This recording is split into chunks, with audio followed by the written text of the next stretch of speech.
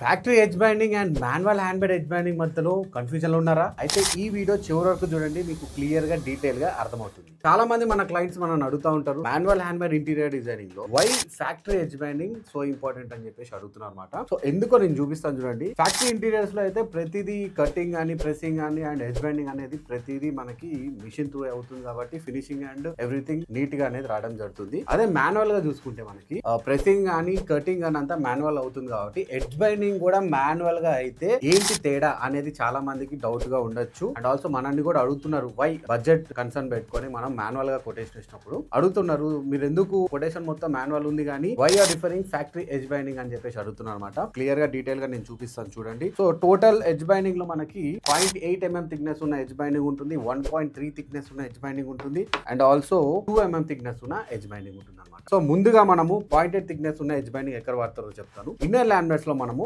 0.8 thickness ఉన్న edge binding అనేది వాడుకోవచ్చు అనమాట. అండ్ 1.3 అండ్ 2 mm వచ్చేసి మనము డోర్స్ కి వాడుకోవచ్చు అనమాట. ఏదైతే మన షట్టర్స్ ఉంటాయో వాటికి మనము 1.3 mm అండ్ 2 mm అనేది మనం వాడుకోవచ్చు అనమాట. ముందుగా మనము 0.8 థిక్నెస్ ఉన్న ఎడ్జ్ బైండింగ్ ఏ విధంగా, for example factory edge binding చేస్తే ఎలా ఉంది అండ్ మాన్యువల్ ఎడ్జ్ బైండింగ్ చేస్తే ఎలా ఉంది అనేది ఇలా చూపిస్తాను.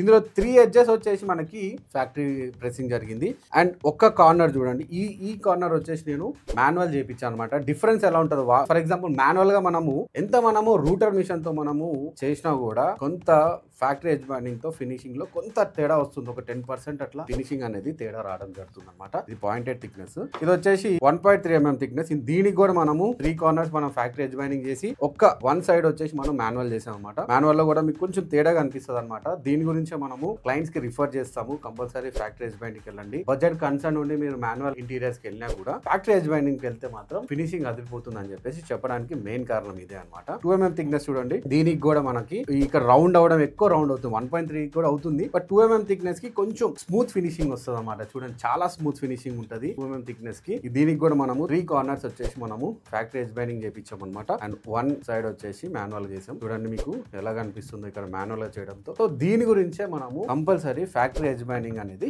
రికమెండ్ చేయడం జరుగుతుంది అనమాట. సో మీరు కూడా ఇంటీరియర్ డిజైనింగ్ చేయించుకుంటుంటే ఎలాంటి ఎడ్జ్ బైండింగ్ అనేది చూస్ చేసుకున్నారో కింద కామెంట్ లో మెన్షన్ చేయండి. Thank you. నా పేరు Raviteja, RB interior managing director. For more interior tips stay tuned to your channel.